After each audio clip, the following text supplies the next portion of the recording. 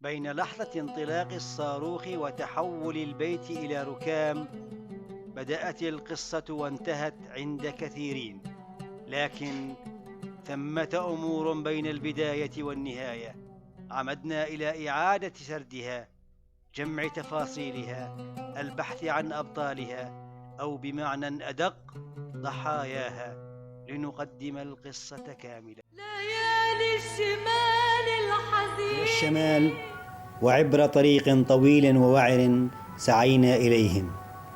كانوا في مزرعة ينقصها أبسط مقومات الحياة. واحد كهرباء ما بك اليوم كل 10 أيام تجينا نهار وترد، مية ما بك كل نهار نقول وما أقدر أمشي على رجلي يوجعني، أمشي وأتكدول.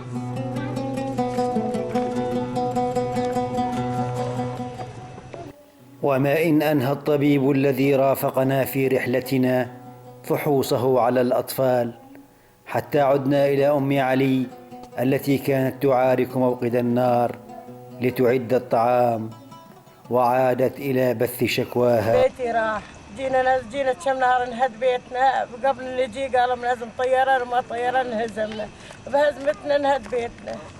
شقى عمري أنا وهالولاد، جيت هين شنتي زاد ما ظل دواء ليها ندورها من السعودية، دزينا لها على دواء، يوم نوصلها الدواء حطت راسها وماتت، عمرها 37 سنة، خلت الولاد على رقبتي وكل كلمة عليها الله جعل اسولف لك اياها.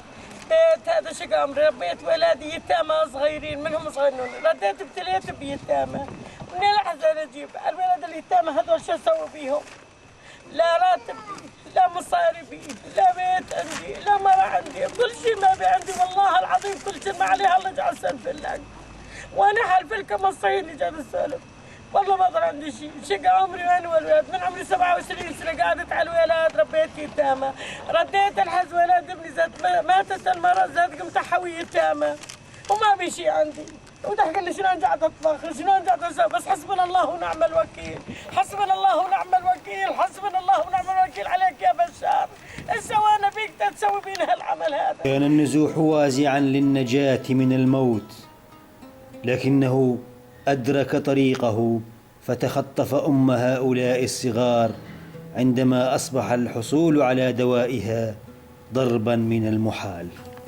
ما ظل دواء لأمي وماتت. لم يبق لهم بعد دمار البيت وموت الأم سوى الأب الذي لا يملك من الدنيا سواهم أيضا. ما ظل شيء، لا بيوت ولا شيء. هنا تجلس أم علي بعد أن فقدت كل شيء، البيت، المطبخ، الأثاث، كل شيء. توقد النار لتعد طعام الغداء لأحفادها، والذي يكون في أحسن حالاته طعاما بسيطا يؤتى به من جهات الخير حينا ويشترى حينا، وهم قعود حولها، منهم من يسجر الموقد ومنهم من يجلب الماء والحطب. احنا ساكنين بالبرية، لا بماء لا كهرباء، 10 أيام تجينا ويوم ما 10 أيام ما تجينا ويوم تجينا. هكذا هو نهار العائلة، شقاء وبؤس ومعاناة، ولا يأتي الليل لتسكن بل لتزداد عذاباتها عذابا، فالكهرباء تأتي ساعات وتنقطع أيام وأسابيع، ويسري الأمر كذلك على الماء الذي يجلب بالمال من سواق وقنوات لري المحاصيل الزراعية ليشرب رغم عدم صلاحيته لذلك.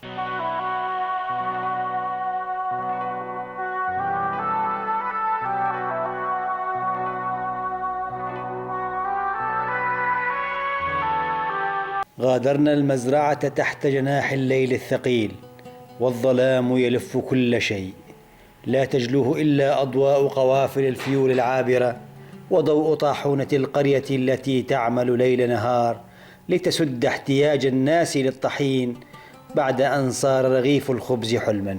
حسبنا الله ونعم الوكيل، كان الله كاتب علي البت العمر كله. ما تنامى إلينا من أخبارهم بعد ذلك كان يدمي القلب، فاحتمال غياب الماء والكهرباء لشهر كامل كان أمرا مستطاعا شريطة توفر الأمان. لكن الأخير بدأ يتلاشى، وكان سقوط صاروخ على تخوم المزرعة القشة التي قصمت ظهر البعير. سوا ربينا، سوا مشينا، سوا قضينا ليالينا.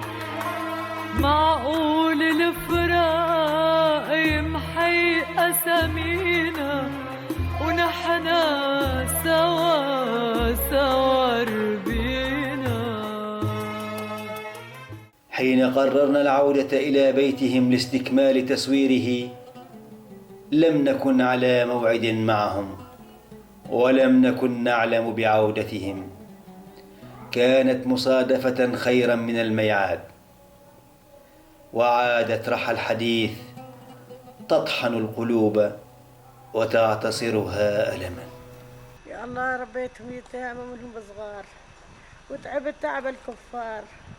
أنا محرفة الحيطان وأنا دفنتها بربي وسويت جواك، والله كله حلال بحلال. ما بين طرفة عين وإغماضها يسقط الحلم الذي استغرق 50 عاما، ولا يظل للأسر القاطنة فيه سوى فراش الأرض ولحاف السماء.